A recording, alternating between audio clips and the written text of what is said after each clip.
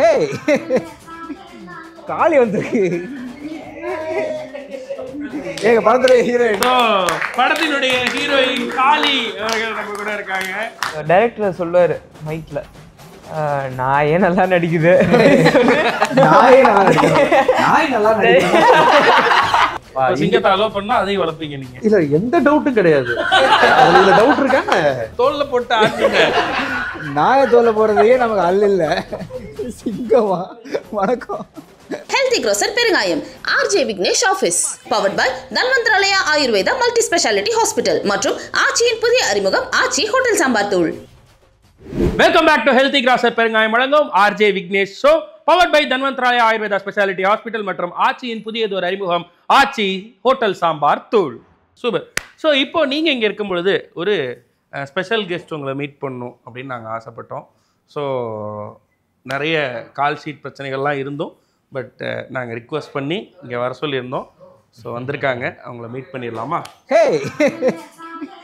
காளி வந்திருக்கு. எங்க படத்துல ஹீரோயின், படத்தினுடைய ஹீரோயின் காளி அவர்கள் நம்ம கூட இருக்காங்க. Very sweet talk. கடிக்காது, எதுவுமே பண்ண மாட்டாங்க. அதை நாங்கள் வந்து தெருவில் இருந்து எடுத்துட்டு வந்தோம்.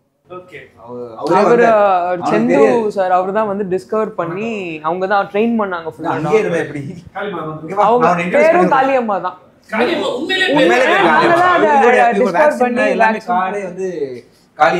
காளின்னு கூப்பிட்டாதான் அதை பார்த்து இந்த மாதிரி டைரக்டர் வேணும்னு கேட்டாரு. ஸோ அப்போ டிஸ்கவர் பண்ணி ஒரு 6 months வச்சு ட்ரெயின் பண்ணி அப்புறம் என்ன என்ட்ரி இன்டு கோலிவுட் கொடுத்துருக்காங்க காளியம்மா. அவங்களுக்கு ஒரு வாழ்த்தை சொல்லுவோம். ப்ரமோஷனுக்குலாம் வேற வராங்க. சொல்லுங்க, உங்களுக்கு இந்த படத்தில் நடிச்ச எக்ஸ்பீரியன்ஸ் எப்படி இருந்துச்சு? இருக்கிற மென்டல் டார்ச்சர்ல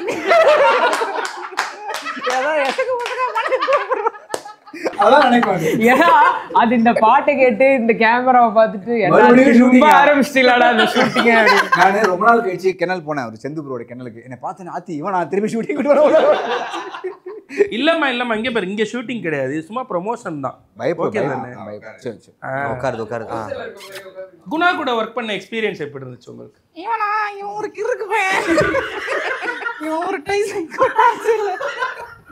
இது பெஸ்ட் ஷோல பெஸ்ட் சர்ப்ரைஸ். நான் கூட காளி வெங்கடனை வராருன்னு நினைச்சேன்.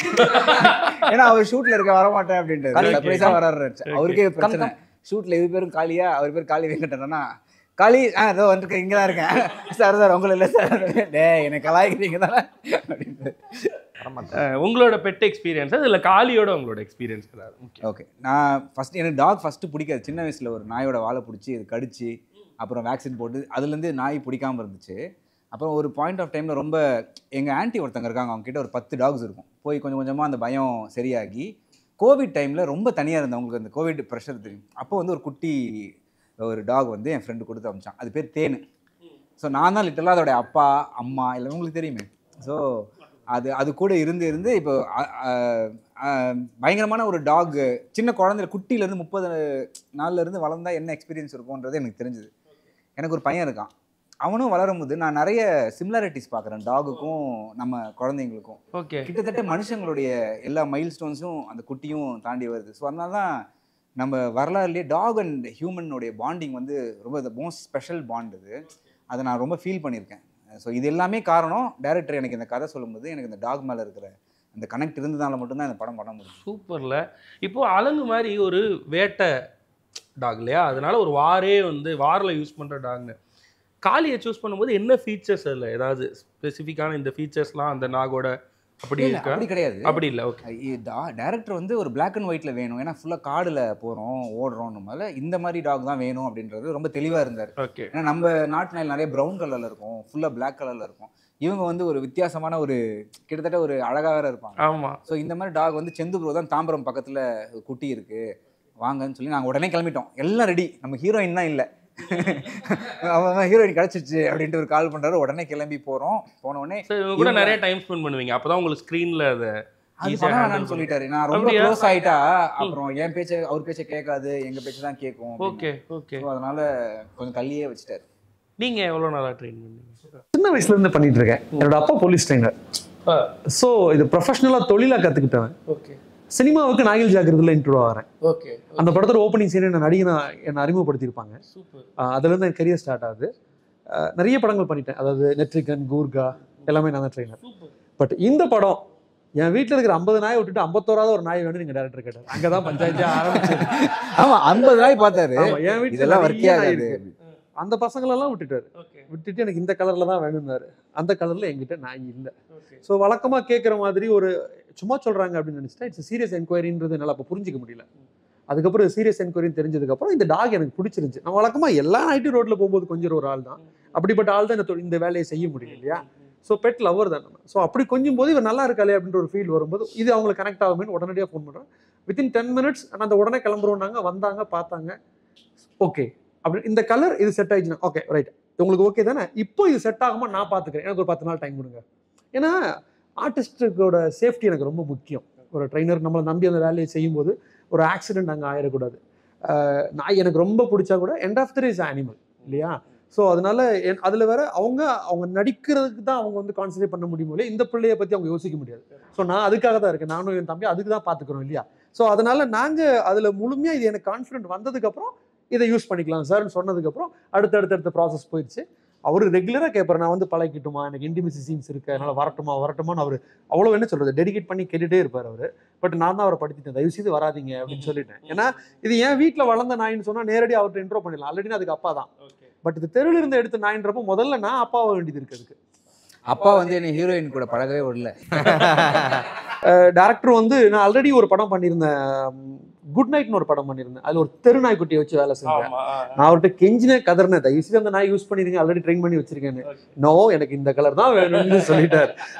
அந்த டாக் வந்து சைடு ஆர்டிஸ்ட் இந்த படத்துல. ஆமா ஆமா ஆமா அதான் அவங்க ஏற்கனவே ஹீரோ படத்துல 50 நாய் நடிச்சிருக்காங்க. ஆமா இந்த படத்துல நிறைய டாக்ஸ் நடிச்சிருக்கு. அதெல்லாம் வேலை செய்து ரொம்ப கஷ்டம். இவ எவ்வளவு கஷ்டப்பட்டோமோ அதை விட 50 நாய் ஒன்னா சேர்க்கறதுன்றது பெரிய டாஸ்கா இருந்தது. நான் ஒருத்தர் கடிச்சிடக்கூடாது, அவங்களுக்கு புரியாது இல்ல. தெருல இருந்து எடுத்த நாய் வந்து உங்ககிட்ட உரிமையோட எனக்கு சாப்பாடு கொடு அப்படின்னு அது கேட்காது. எப்போ ஒரு அனிமல் நம்ம கிட்ட உரிமையோட எனக்கு கெடு அப்படின்னு சொல்லி கேட்கும் போதுதான் நீ இதை செய், நான் உனக்கு இதை தரேன் அப்படின்ற டிமாண்ட் நீங்க வைக்க முடியும். You sit, I'll give a biscuit. This is a general concept for all other animals. But இங்க அந்த வேலையே ஆகாது. எப்பமாவது வையி, நீ பக்கத்துல இருக்கியோ அப்ப நான் சாப்பிடக்கூடாதுன்னு ஒளிஞ்சிக்கும். நாமெல்லாம் போனதுக்கு அப்புறம் அவ சாப்பிட ஆரம்பிப்பா. ஏன்னா அவங்க வாழ்க்கையே அப்படிதான் அவங்க குப்பத்திட்டுல வாழ்ந்துருப்பாங்க. அவங்க எல்லாத்துட்டையுமே பெக் பண்றதை தாண்டி என்ன சொல்றது, நீங்க எல்லாம் இல்லாதப்போ உங்களை தொந்தரவு பண்ணாம இவங்க இருக்கிற இடம் தெரியாம வாழ்வாங்க. அப்படிப்பட்ட ஒரு நாயை இல்ல உனக்கும் உரிமை இருக்கு, நான் உனக்கு அப்பா தான், நீ என்கிட்ட கேட்கலாம், உனக்கு எல்லா ரைட்ஸ் இருக்குன்னு சொல்லி இப்போ நீங்க எப்படி உட்காந்துருக்கோம் இதே மாதிரி சும்மா இவளை மடியில உனக்கு லைஃபே நான் தான் அப்படின்றத பழகுனதுக்கு அப்புறம் தான் இந்த வேலையை ஆரம்பிக்க முடிஞ்சது. எமோஷனுக்காக மட்டும் தான் நான் வேலை செஞ்சிருக்கேன். வித்த காட்டவே இல்லை. 2 கால தூக்குறது, தலையில நிக்கிறது, அந்த மாதிரி ஃபேண்டஸியா இருக்காது. ஃபேண்டஸியே இல்ல. டாக் என்ன பண்ணுமோ அதான் படத்துல இருக்கு. சில இதெல்லாம் டாக் வந்து சூப்பரா அந்த மாதிரி ஒரு ரியாலிட்டியான ஒரு ஃபிலிம். ஹீரோக்குள்ள எப்படி உள்ள போச்சோ அதே மாதிரி படம் பார்க்குற எல்லாத்துக்குள்ளயும் இந்த நாய் போவான்றது 100% நான் நம்புறேன். அவ கண்ணுல பேசி அவளோட ஒவ்வொரு மொமெண்ட்டும் நம்ம மனுஷன்ட்ட பாப்பா பொறுமையா நடந்து வா, அப்படி இப்போ நீ இப்படி கண்ணை முழிக்கிறியா அப்படின்னா முழிப்பா. நீங்க படம் பார்த்ததுக்கு அப்புறம் இதை பேசினா நியாயமா இருந்திருக்க வாய்ப்பு. ஒரே ஒரு பாக்குறாரு, ஓ நம்ம போஸ்டர்ல எல்லாம் வந்திருக்கோமே. இல்ல ஒன் டேக் ஆர்டிஸ்ட் பிரதர், இவங்க வந்து டைரக்டர் சொல்லுவாரு மைக்ல, நாயே நல்லா நடிக்குது, நாய் நல்லா நடிக்குது. இல்ல அது நீங்க மாத்திட்டீங்கன்னு நினைக்கிறேன். அந்த மாதிரி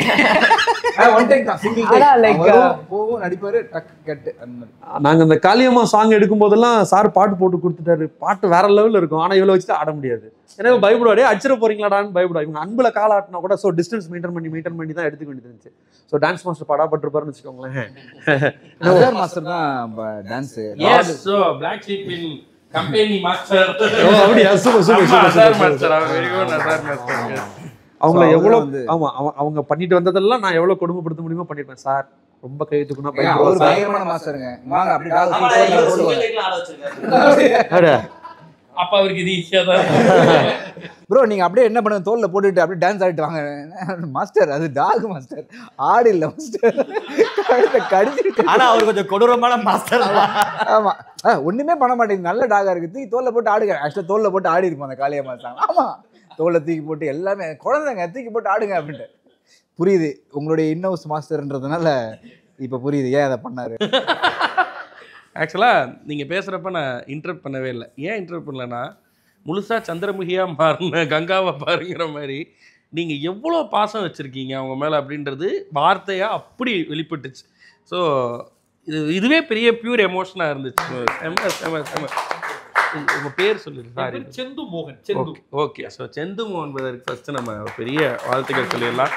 நம்ம ஸ்க்ரீனில் பார்க்குறதுக்கு பின்னாடி எவ்வளோ பெரிய எஃபர்ட்டு, அதுவும் அதை வந்து ஜென்யூனாக இந்த படத்துக்காக நடிக்க வைக்கிறதுக்காகலாம் இல்லை, அவங்களுக்கு அது எதுவும் ஆகிடக்கூடாது, அவங்களோட கம்ஃபர்ட் ஜோன்ல இருந்து. இல்லை, நம்ம பண்ற எல்லா படத்துலையுமே முதல்ல சொல்லுவாங்க animal welfare board of India ஒரு பெரிய ரூல்ஸ் வச்சிருக்கு.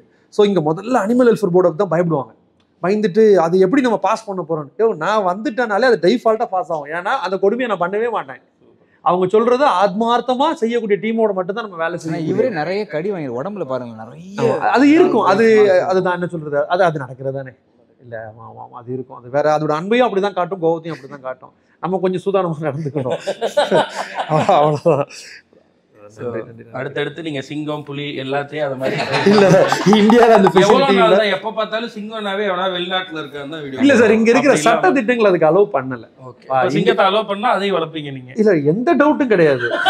அதுல டவுட் இருக்காங்க 100%. உங்களுக்கு பிரச்சனை இல்ல, அவர் தோல்ல போட்டு ஆடுங்க. நாய தோல்ல போறதையே நமக்கு அல்ல. சிங்கமா? வணக்கம். Super, thank you thank you.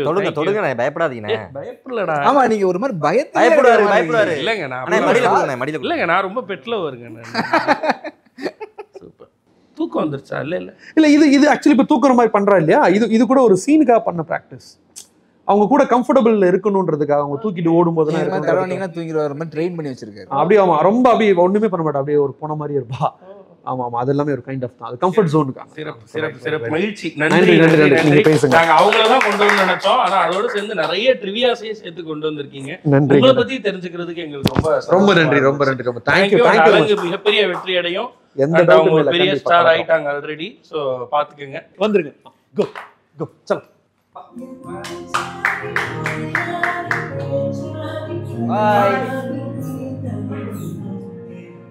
போயிடுச்சுண்ணே. ரோப் இல்லாம ஒரு நாய் இன்னைக்கு தான் பாக்குறேன் இவ்வளவு கும்பல்ல. நான் பாத்துக்கிட்டே இருக்கேன். போலாம். யார சொல்றீங்க? ரொம்ப நல்லா இருந்துச்சு இந்த செக்மெண்ட். ஒரு அன்எக்ஸ்பெக்டட். ஆமா, Thank you. எங்கேயுமே அலோவ் பண்ணல. சில இடத்துல எல்லாம் டாக் கூட்டிட்டு வர்றதுக்கு முடியல உள்ள. பட் இங்க நீங்க டாக் கூட்டிட்டு ஏகப்பட்ட நிறைய ஆல்ரெடி இருக்கு. அதெல்லாம் பிரச்சனை. அதனால எனக்கு ரொம்ப ஹாப்பியா இருக்கு. ஜென்ரலாக என்ன பண்ணுவாங்க, அவங்க ஸ்கூல் டீச்சரை கூப்பிட்டு வருவாங்க, அப்புறம் வேற ஏதாவது நம்ம குருவை யாராவது இந்த மாதிரி ஒரு சர்ப்ரைஸ் வந்து அப்படி கூட்டு வரதும் கஷ்டம் தான் பிரதர். இப்படி சொல்லாதீங்க. நாலு பின்ன உங்களுக்கு ஏதாவது அவார்டு கொடுக்கணும்னா அங்க போய் ஸ்கூல் டீச்சர்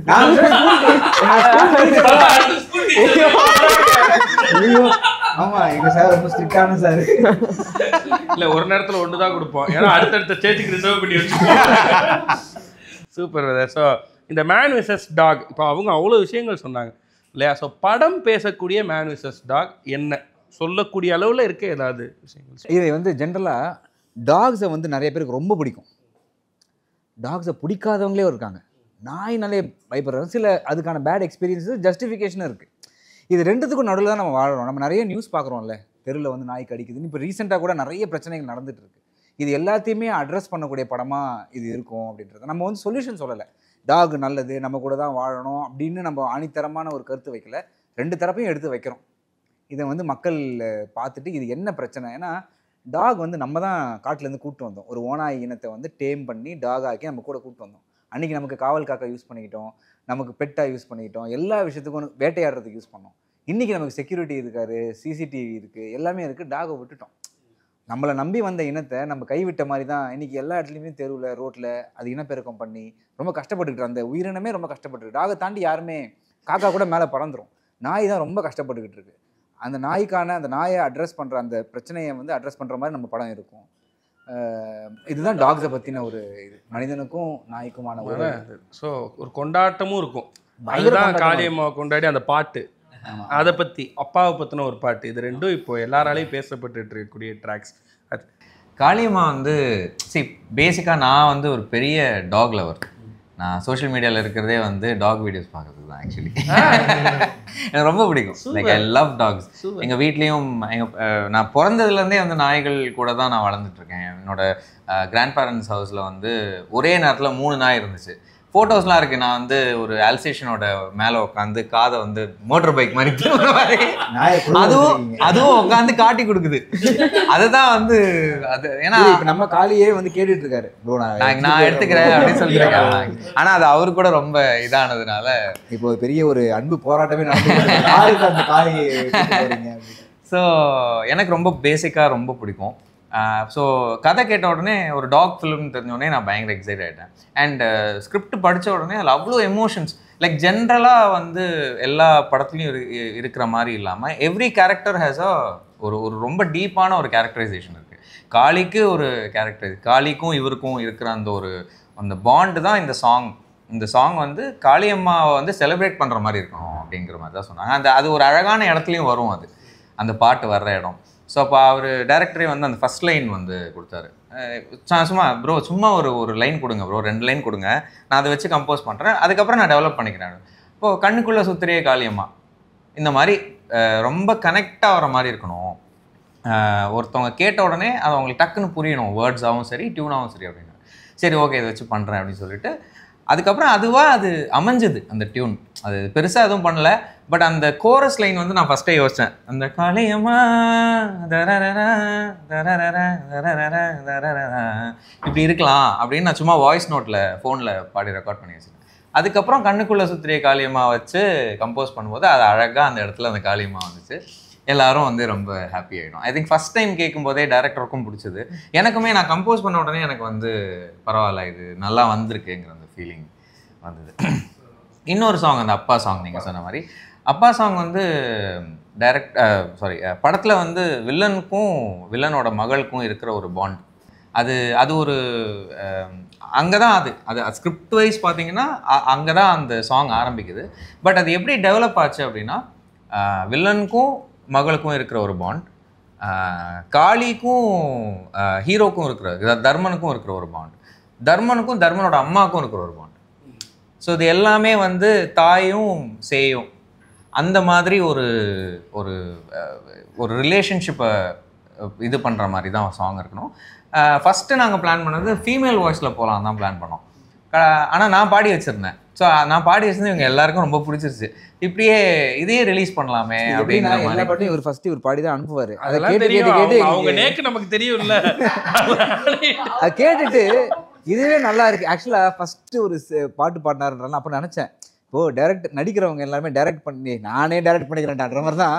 நீங்கள் என்ன பாடவா வைக்க மாட்டீங்க, நானே மியூசிக் போட்டு நானே பாடுறேன்டா அப்படின்ற மாதிரி. அடுத்த கட்டம் போய் பரவாயில்ல ஒரு ஃபீமேல் சிங்கர் பாட சொல்லுங்கன்னு சொல்லியிருந்தா ஒரு மோசமான சிங்கரை வச்சு பாடி ப்ரோ நீங்க பாடுறது இல்லை, இது வந்து வாலி சாரோட டெக்னிக்னு சொல்லுவாங்க.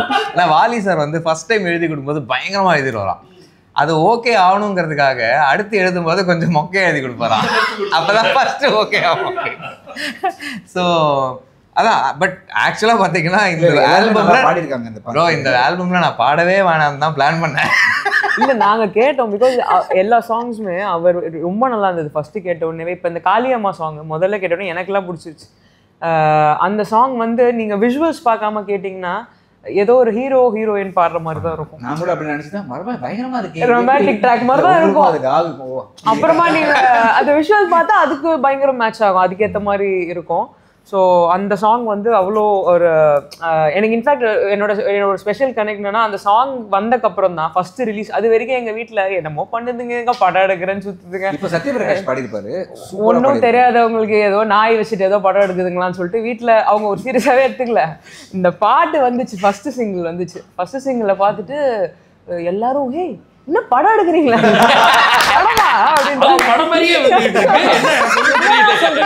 நான் படம் எடுக்கிறேன்டா அப்படின்னு பயங்கரமா இருக்கேன். ஃபுல்லா தியேட்டர்ல ஒரு படம் தியேட்டருக்கு தாண்டா எடுக்கிறேன் அப்படின்னு. அப்பதான் ஒரு நம்மள சீரியஸா எடுத்துக்கிட்டது அப்புறம் தான் நம்ம ஸ்டார்ஸ் இல்லாத போது படம் எடுக்கும்போது ஷூட் பண்ணும்போது கூட என்ன படம் அவங்க நீங்க பாத்தீங்களா இந்த ஷார்ட் பிலிமோ இல்ல நாங்க இந்த டிராமா பண்ற மாதிரி இவங்க ரெண்டு சேர்ந்து ஏதோ பண்ணின்னு இருக்கீங்க அப்படின்னு தான் நினைச்சாங்க. இந்த பாட்டு வந்ததுக்கு அப்புறம் தான் பழைய நம்பர்ல இருந்துலாம் அங்க போனு பயங்கரமா இருக்கு. நான் அந்த சாங் பார்த்த சாங் எனக்கு அப்பதான் வந்து அப்படியே பெருமையா அது வந்து அஜீஷ் ப்ரோ அந்த சாங்னாலதான். ஆனா இந்த சாங்க்கு இன்னொரு விஷயம் நான் சொல்லி ஆகணும். இதோட விஷுவல்ஸ் பார்த்தீங்கன்னா உங்களுக்கு நிஜமாலே எல்லாருக்குமே ரொம்ப லைக் கண்ணுக்கு குளிர்ச்சியாக அவ்வளோ க்ரீன் லைக் சாங் ஃபுல்லாக க்ரீனு மழையில் மலை மேலே ஆடிட்டு இருப்பாரு அவ்வளோ பியூட்டிஃபுல்லாக இருக்கும். ஆக்சுவலாக ரொம்ப மேஜிக்கலான சில விஷயம் வந்தது. வேறு நாட்களில் வேறு டைமில் தான் நம்ம ஷூட் பண்ணோம். ஆனால் எப்போ இந்த சாங்கை ஷூட் பண்ணாலும் எங்களுக்கு மழை வரும், எப்பயுமே மிஸ்ட் வரும். அது என்னமோ நேச்சரே வந்து நமக்கு ஹெல்ப் பண்ண மாதிரி ஃப்ரேமில் பார்த்தா அப்படியே ஒரே மாதிரி இருக்குது. அது ஒரு பெரிய பிளஸ்ஸிங்காக இருந்தது. உண்மையிலே கண்ணுக்குள்ளே நிற்க போகிற காளியம்மா தான் இல்லை? பெருசாக இருக்கா, சூப்பராக இருக்கு. இதான் அந்த நடிப்பா இவ்வளோ இல்லை உண்மையிலே இவ்வளோ பெரிய உழைப்பு இருக்கு இல்லை? ஏன் கண்ணுக்குள்ள சுத்துறிய காளியம்மா, நெஞ்சுக்குள்ள நிக்கிறிய ஏண்டியம்மா. இதுவரை சாங் பாடினது நீயா நீயா நீயா? ஏன் சங்கமித்ரா சோஷியல் மீடியாலலாம் இல்லை? போய் தேடி இருக்காங்க. நான் தான் மேம் அந்த கமெண்ட்